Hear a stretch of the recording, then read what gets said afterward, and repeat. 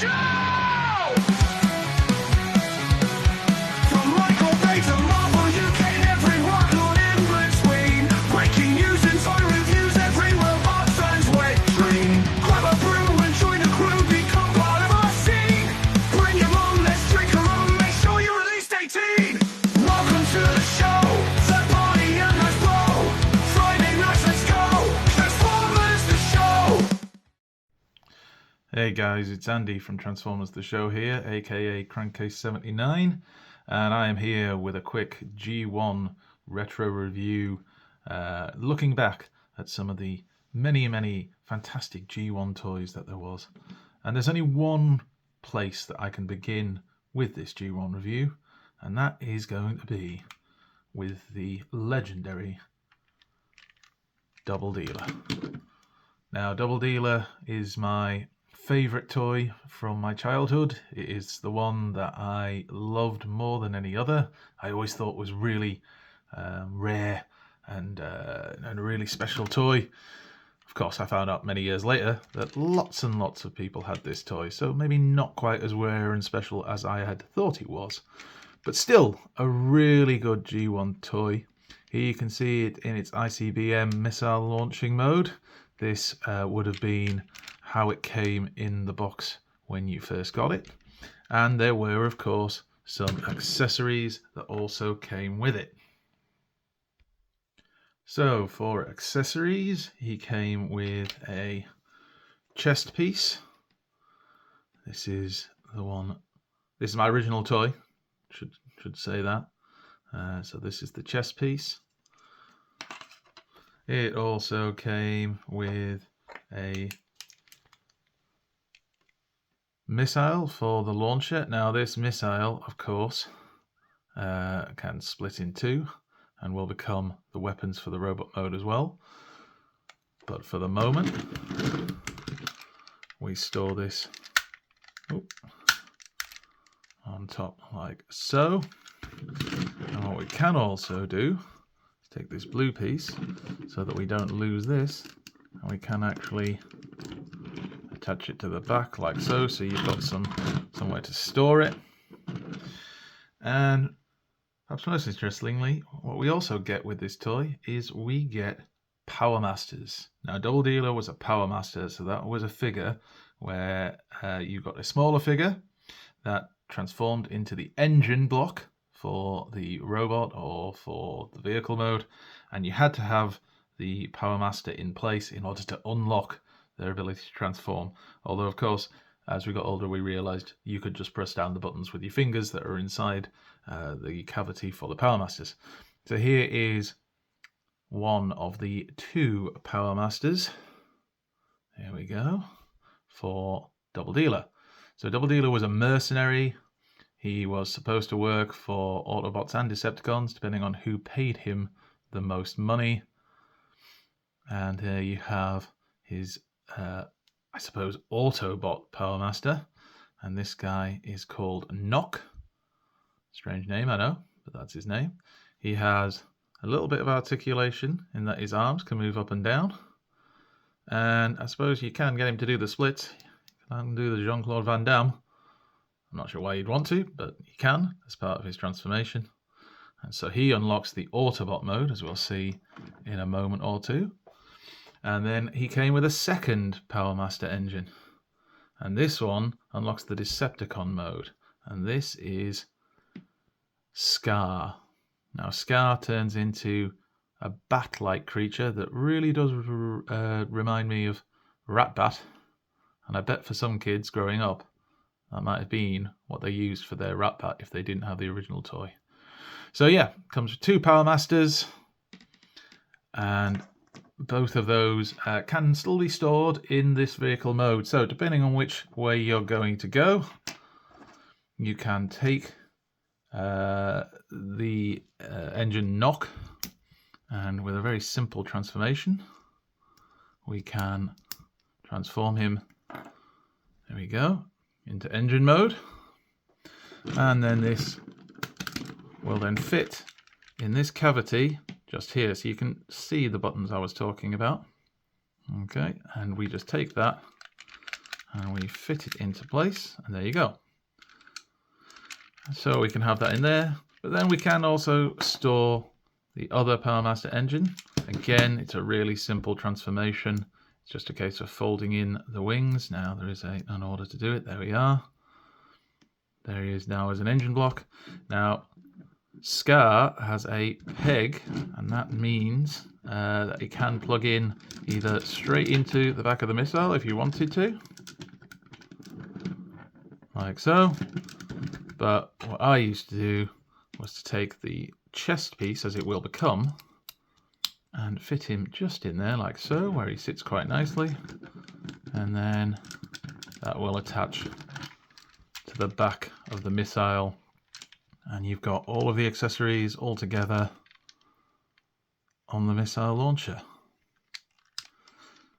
So this is like, to me, this was always his neutral mode, because it doesn't actually have an Autobot or a Decepticon faction sticker that is visible. So we shall go into his other modes. So first thing to do is just to remove the accessories. So I'll take these and pop these out the way for the moment. I'm going to remove the missile for the moment, and I'm actually going to take out Knock, who is the Autobot engine. And I'm going to bring back Scar and pop Scar in like so. And that's because we are going to be transforming into the Decepticon. I don't know what you want to call it. It's a bird of prey. Looks like a vulture, but I think it's supposed to be some form of hawk. So we do that first by flipping down these back wheel parts, and they fold down. We can then bring down the legs and fold out the bird feet. Do the same on the other side, like so. This one is a little bit loose now. As you can see, it's gone a little bit loose. Then we come up to the top, we fold out the wings, like so, and now we can see that big Decepticon faction. Fold the wings out to give them a bit more of their spread, and you can have them wherever you want, as you can see, but we're going to fold them right out for the moment. Then we're going to open up this compartment here, and there is the bird head. Fold that out, bring that down, and then we have our basic bird mode there. So again, Decepticon faction sticker on the head, opening and closing mouth with these nice teeth at the top. Of the three modes for Doubledealer, this was always my least favourite, just because it looked a little bit like a cross between a vulture and a chicken to me, which wasn't the most imposing thing you'll ever see. As you can see, it's got a decent wingspan, and it's still cool looking. Those colours, those fantastic late 80s Transformers Decepticon colours in particular. So what else you can do is that we can still use all of the different accessories. So we can take this missile now. Now you could keep it together. If you wanted to keep it together, you could peg the missile onto his back. There's a couple of ports you can use. You could just have this giant missile on his back. Because there's more than one peg, you can have it further forward. Again though, I always thought that looked a bit daft. There is the option, amusingly, to take the missile and to actually attach it underneath like so. Again, that doesn't really work, just too long, which is why we can't split the missile. Nice and simple, just tabs in there, and then we can take the two pieces. So this laser cannon can go on the top like so, and then we can still take this missile and we can plug it in underneath. You can use it as a bomb, or as many did, you can see that it is an extremely inappropriately placed missile. I'm sure you can figure out why. And again, just like in the vehicle mode, we can take the chest piece we can take Knock, plug him in like so, and then he can go into the back of there. And you've got storage, and you can swoosh around Doubledealer in his beast mode. You can adjust the legs, you can move them. So if you wanted to, for flight mode, you could fold them right up and out of the way. It's entirely up to you. And of course he will sit or stand. Won't particularly stand just on the feet. The weight of the figure itself, certainly now, means that it doesn't have the strength. But you could see how it could work. So yeah, that's his hawk mode, falcon mode. Again, looks like a vulture crossed with a chicken, but it's Doubledealer, so even though it's the weakest of the modes, you've still got to love it. Now we're going to transform him into his robot mode. Now the robot mode is kind of the default Autobot mode. So fold up the legs. I'm going to come underneath here. Oh, just before we do, let's pop the bird head away. And we will fold in the wings. And again, there is an order to how we fold those in so that they go in properly. And then we can fold back down the back wheels like so. So we've basically gone back to the ICBM launcher mode. Then we need to remove Scar. And there he is. He pops out of there. And we are going to pop in Knock, the Autobot Power Master. You know, I've never really tried to do leave Scar in there and transform him into the Autobot mode, or go the other way around. It probably would work, but he's in there now, so let's do that. So that will now unlock the transformation here. And we fold out the legs, split them, and then rotate them. So there you see we've got the feet. Come back up here to the upper body. We now take these side panels where we had visible fists. It was the 80s after all. And we just collapse that out like so. And then we can bring the arms down, and look, there are our Autobot insignias. And we can push the holder for the missile up, and that becomes the head. And yes, it is a particularly large head, but I always love the colours. Not quite finished yet, because now we need to bring that blue chest piece into play. And that chest piece will tab in, or fit in like so. And there we have Doubledealer in his robot mode. This is always my favourite mode. This is how I display him normally. I'm lucky that even though they are a bit worn, mine still has all of the original stickers. And the back of the figure cleans up quite well. Now, we can then turn to the accessories. So we have, first of all, the missile / bomb, depending on which way you want to look at it. And we can place that on either shoulder. On the box side, it has it on this right shoulder, so that's where I'll put it for now. But it could go on either shoulder. The arms can move up and down, and I suppose you've got the articulation of being able to move the shoulders. Legs don't bend, but they can go out to the side. I suppose if you turned it, you could then have knees, but then of course his foot is facing inwards, so it looks a bit weird. So it was G1, especially late G1, not a ton of articulation. And then we can take his blaster, and again, we can pop that into his hand like so. So he can pew pew bang bang to his heart's content for a price. This chest piece is often the bit that when you see secondhand Doubledealers is either missing or broken.